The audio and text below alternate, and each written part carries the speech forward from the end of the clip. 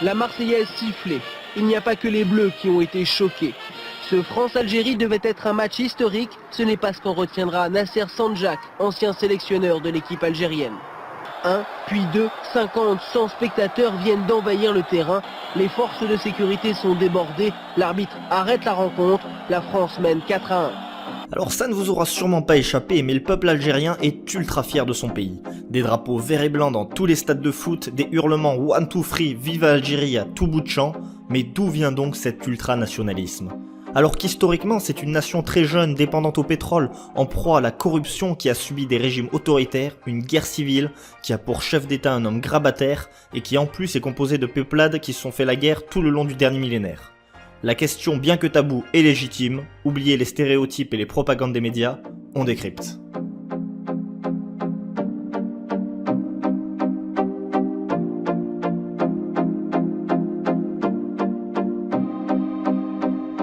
L'Afrique du Nord. En voyant ces images paisibles, on a du mal à s'imaginer qu'elle a été le théâtre d'affrontements sanglants pour son contrôle.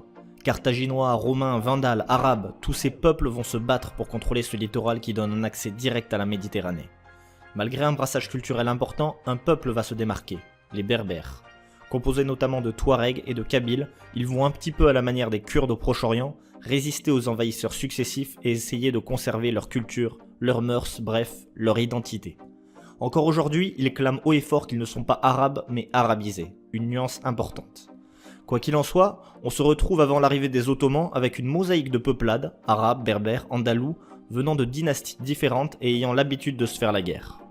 En 1515, la majorité du Maghreb devient ottoman, à l'exception de la monarchie du Maroc qui préférera s'allier aux Espagnols pour repousser l'envahisseur. Finalement, la région va être divisée en 4 bellicats, sorte de départements affiliés à Istanbul mais jouissant d'une relative autonomie. La régence d'Alger va comporter le bellicat d'Oran, de Médéa et de Constantine, et un peu à part, on aura le bellicat de Tunis. Ce fut une période peu prospère, marquée notamment par des rivalités entre bey, des soulèvements contre les Turcs, de la piraterie par les corsaires dits barbaresques et un commerce intensif d'esclaves européens. Un événement va néanmoins précipiter la fin de la domination ottomane au Maghreb. Au début du 19e siècle, Napoléon va acheter du blé au bey de Médéa pour nourrir ses armées en Égypte. N'ayant pas reçu de paiement jusqu'en 1827, le dey d'Alger va s'emporter et frapper le consul français. On appellera cet incident l'épisode du chasse-mouche ou de l'éventail, prétexte que la France utilisera pour débarquer 3 ans plus tard à Alger.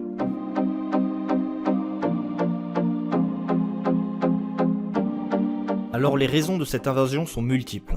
Charles X, roi de France à l'époque, veut mettre fin à l'esclavage des chrétiens, à la piraterie, redorer le blason de son pays terni depuis la chute de l'Empire, et aussi éviter de payer une dette qu'il considère comme exagérée. Il ne voulait pas du tout s'y installer, du moins au début. Petit aparté au passage, cette conquête n'avait rien à voir avec les hydrocarbures, qui ne seront utilisés massivement que 70 ans plus tard, et n'avait aussi rien à voir avec la colonisation intensive de l'Afrique, qui commencera 50 ans plus tard. En fait, la France, après 10 années de présence et ne voulant pas que cette intervention n'ait servi à rien, va vouloir que la régence d'Alger, qui ne comporte qu'environ 2 millions d'habitants à l'époque, devienne française. Le bellicat de Tunis résistant déjà ouvertement à l'Empire ottoman, il le laisse tranquille. Et un petit peu comme le Québec et ses Amérindiens, les autochtones vont être repoussés loin du littoral ou être massacrés. Il faut le dire, on est 15 ans après Napoléon et le racisme est omniprésent. Pour la France, les populations présentes sont des sous-hommes, et ils vont donc en premier lieu s'approprier par la force la seule vraie richesse de ce qu'ils nommeront désormais l'Algérie, sa terre. Pillage, bain de sang, torture, viol, l'histoire oubliera vite ce chapitre. Les vainqueurs racontent l'histoire après tout. Alors la conquête de l'Algérie va être semée d'embûches, et ne terminera officiellement qu'en 1947 avec la reddition du fameux Abdelkader. Ce territoire va donc être divisé en 3 départements français, suivant plus ou moins le tracé des frontières des anciens bellicats. Une fois conquise, cette colonie dite de peuplement va recevoir de nombreux immigrants fuyant les famines en Europe. On pense aux Allemands, aux Suédois, aux Espagnols ou encore aux Alsaciens et Lorrains fuyant l'occupation allemande.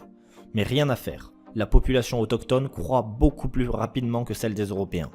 Les Français ne seront donc pas majoritaires dans la région, c'est un échec. La suite, vous la connaissez.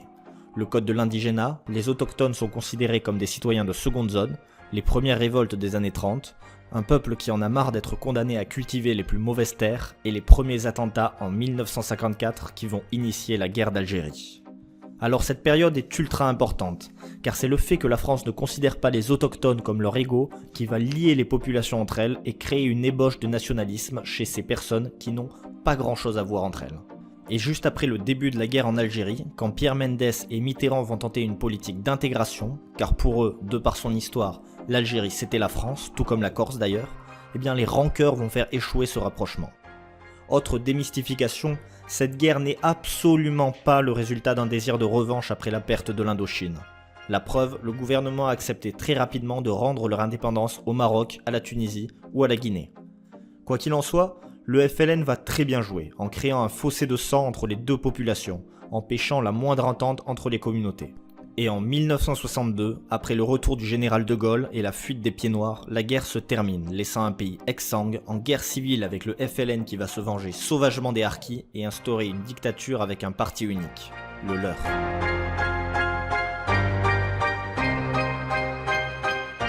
Là, on entre dans le cœur même du sujet. Désormais seul maître du pays, le FLN doit s'atteler à créer une identité nationale, et va pour cela réécrire l'histoire de façon partiale.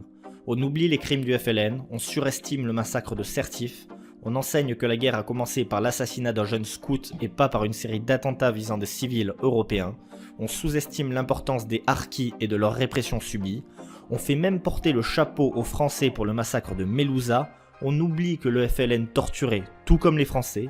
En fait, on s'attache à véhiculer aux enfants l'image d'un peuple algérien opprimé et uni contre la barbarie des colons français. Ce qui est archi faux. Il y a eu des abus des deux côtés, c'était une guerre et le FLN est très loin d'être en reste. Certains vont même parler de génocide algérien, de camp de concentration et y croient. Redonnons la parole aux historiens, parce que ces exagérations, et le mot est faible, sont malheureusement toujours omniprésentes aujourd'hui dans la tête des binationaux, et elles datent du FLN d'après-guerre. Les vainqueurs racontent l'histoire à ce qu'on dit. Voyez plutôt. Pensiez-vous qu'on oublierait la torture, que la vraie nature de l'invasion était l'hydrocarbure? Pensait-il vraiment que le pétrole était dans nos abdomens pour labourer nos corps comme on laboure un vaste domaine? Franchement, j'aime bien Médine, il essaie de pondérer un petit peu ses propos, mais il a un parti pris. Et les centres de regroupement pour personnes musulmanes, des camps de concentration au sortir de la Seconde mondiale.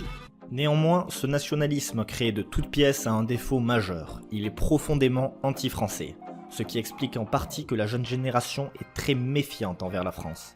Karim Benzema n'est pas en équipe de France parce qu'il s'appelle Karim? Je ne crois pas. On n'oublie pas que la dernière légende de l'équipe de France, c'est Zinedine Zidane, qui est d'origine algérienne, ça n'a juste pas de sens. Enfin passons.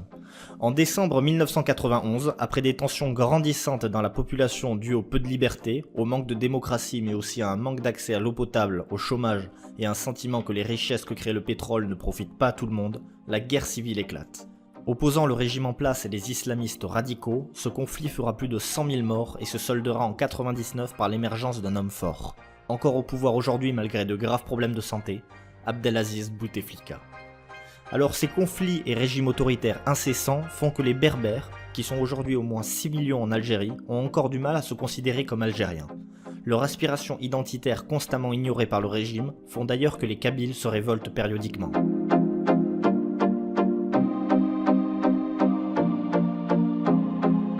Alors c'est bien beau tout ça. On a vu que l'Algérie est un pays ultra jeune avec une identité nationale tirée de la propagande du FLN, mais son histoire à elle seule ne peut totalement suffire à expliquer cette fierté surdimensionnée. En premier lieu, ce patriotisme est bien aidé par la culture arabe qui est plutôt extravertie. On est bien accueilli, on aime afficher ses richesses, parler fort, contrairement à d'autres cultures comme la japonaise où il ne faut surtout pas sortir du rang, sous peine d'être vu comme une personne grossière. Les attitudes très extraverties peuvent être choquantes pour des Parisiens habitués à voir leur bulle. Ensuite, le communautarisme joue un rôle important dans cette exacerbation du nationalisme. Comme vous le savez sûrement, il y a beaucoup de binationaux franco-algériens en France, qui vivent souvent dans les mêmes quartiers et ont tendance à se regrouper entre eux. Autant dire que si les Fennecs gagnent, ou perdent d'ailleurs, on les entend beaucoup plus que s'ils étaient tout seuls. Et pour finir, le fait que les populations maghrébines aient des problèmes à réussir en France, notamment dû au relayage de stéréotypes par des partis politiques ou des médias, crée un sentiment d'injustice et de stigmatisation. Le patriotisme, c'est aussi en quelque sorte un moyen de se réfugier pour des jeunes qui sentent qu'ils n'auront pas forcément un avenir glorieux en France. Voilà, je vous remercie de m'avoir écouté. Alors je voulais vous dire que j'ai essayé de rester le plus factuel et neutre possible durant cette vidéo. Il y a tellement de fausses informations qui circulent sur cette période que j'ai sûrement dû heurter les croyances de certaines personnes. Mais j'ai fait un travail honnête, sérieux, dont je suis fier. Si vous voulez plus de vidéos de ce genre, partagez-la, likez-la, allez vous abonner. Et si vous avez la moindre question, n'hésitez pas, laissez un commentaire. A bientôt.